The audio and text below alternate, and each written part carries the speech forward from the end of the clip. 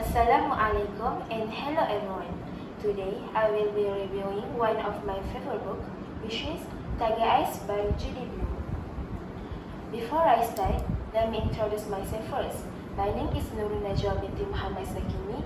I'm 17 years old from Madrasah Tarbiyah Islamiyah. Everyone has a first love, book love that is. For me, that first book love was Judy Blume's Tiger Eyes. 15 years old Debbie Whistler is in shock after her father is shot to death at his Atlantic City convenience store. Mom decides Debbie and 7 years old Jason need a change of scenery. They fly to Los Alamos to stay with their sister, Betsy, and her husband, Walter.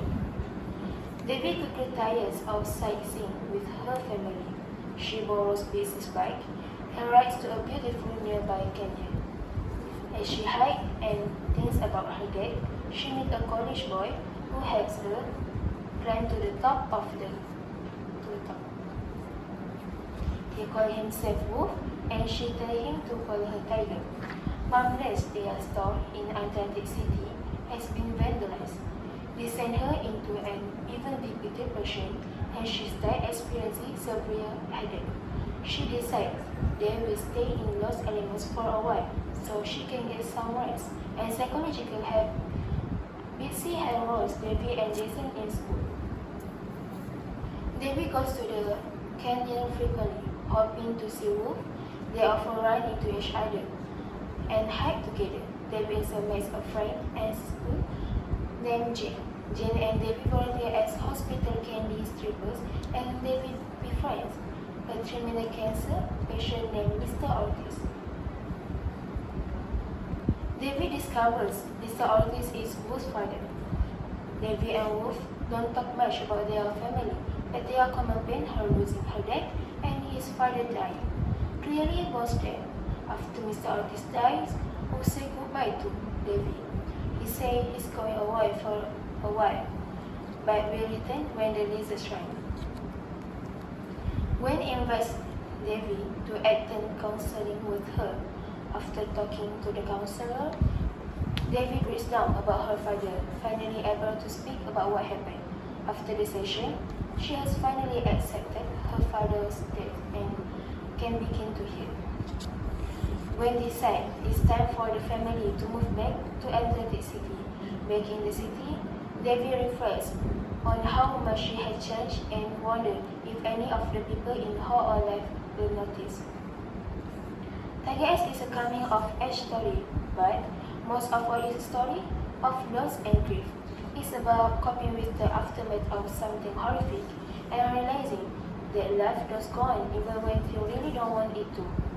It's about losing someone you love, but it's also about realizing how important the people are left behind to you. It's about family bonds and making new friends. There are just so many lessons to be learned from this book, and Debbie's story is heartfelt and emotional one. I grieved with her, and I felt her loneliness, but also smiled when she started to move forward in her life. And I enjoy seeing her family learn how to lean on each other in their grief. Although there is a hint of romance, is it by no means the main focus of the story, but that doesn't matter because this book is so much more. But what I really love about Debbie was that she was a survivor.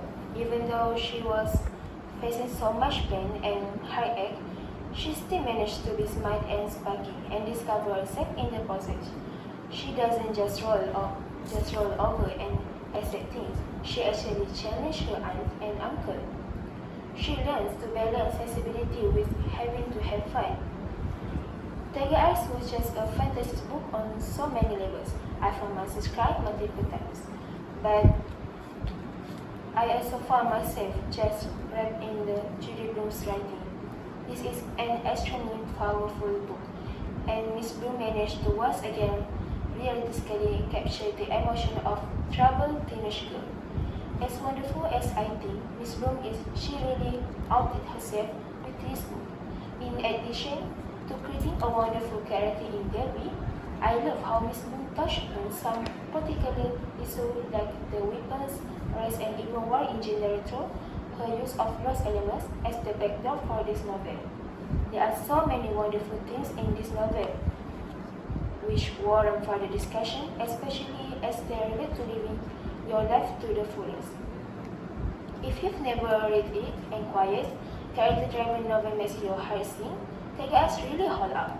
Despite being over 13 years old, it is timeless in exploration of grief, identity uplifting, and heartbreaking process of growing up and moving forward.